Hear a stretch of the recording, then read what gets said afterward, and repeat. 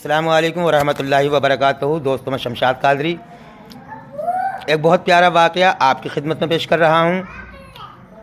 میں دوستوں سے گزارش کروں گا کہ روزانہ دینی واقعات سننے کے لیے میرے چینل کو سبسکرائب کریں، ویڈیو کو لائک کریں اور شیئر کریں۔ دوستو، حضرت موسیٰ علیہ السلام کے زمانے میں ایک شخص تھا، اس کی بیوی تھی اور ایک اس کا بیٹا تھا، یعنی اپنی فیملی میں، اپنے خاندان میں وہ 3 افراد تھے۔ بڑا تنگ دستی کا عالم تھا، غریبی کا عالم تھا۔ اتنی غریبی کا عالم تھا کہ ان کے پاس صرف ایک چادر تھی۔ سردی کے موسم میں وہ رات کو ایک چادر سے تینوں ہی رات گزار لیتے تھے۔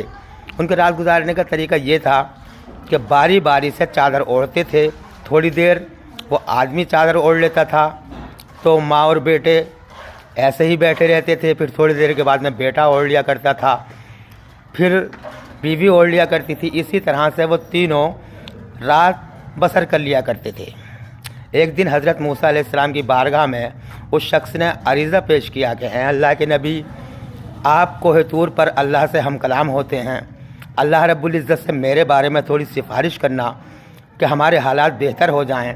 ہمارے پاس صرف ایک چادر ہے، اللہ تعالیٰ اتنا دے دے کہ ہماری زندگی صحیح سے گزرنے لگے، ہمارے تنگ دستی کے دن ختم ہو جائیں اور ہمارے حالات بہتر ہو جائیں۔ اللہ سے ہمارے بارے میں سفارش کرنا۔ حضرت موسیٰ علیہ السلام کوہ طور پر گئے، اللہ رب العزت سے ہم کلام ہوئے، اللہ تعالیٰ کی بارگاہ میں اس کی فریاد پیش کی کہ اے اللہ رب العزت، ایک تیرا بندہ ہے، بڑا نادار ہے، بڑا مفلس ہے، ان کے پاس صرف ایک چادر ہے، بڑی تنگ دستی کا عالم ہے، غریبی کا عالم ہے، اے اللہ رب العزت ان کے حالات تھوڑے بہتر کر دے۔ اللہ کا حکم ہوا کہ اے موسیٰ، ان سے کہہ دینا کہ کل کو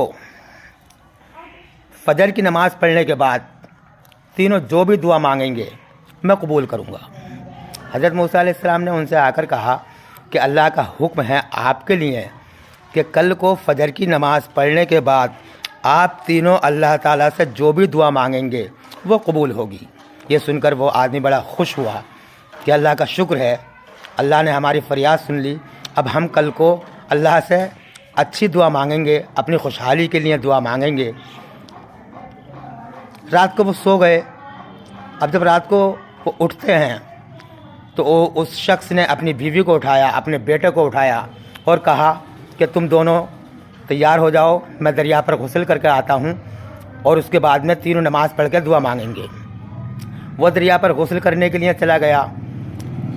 اس کی بیوی اٹھی، اپنے بیٹے کو اٹھایا اور دونوں نے غسل کیا۔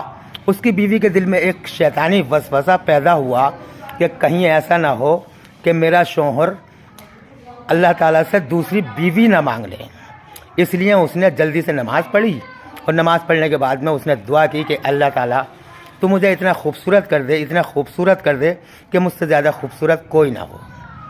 اللہ تعالیٰ نے وعدے کے مطابق، کیونکہ کہا تھا کہ کل کو فجر کی نماز پڑھنے کے بعد میں جو بھی دعا مانگیں گے میں قبول کروں گا، اس کی دعا قبول کی اور وہ بہت خوبصورت ہو گئی۔ اللہ تعالیٰ نے اس کو بہت خوبصورت اور حسین و جمیل بنا دیا۔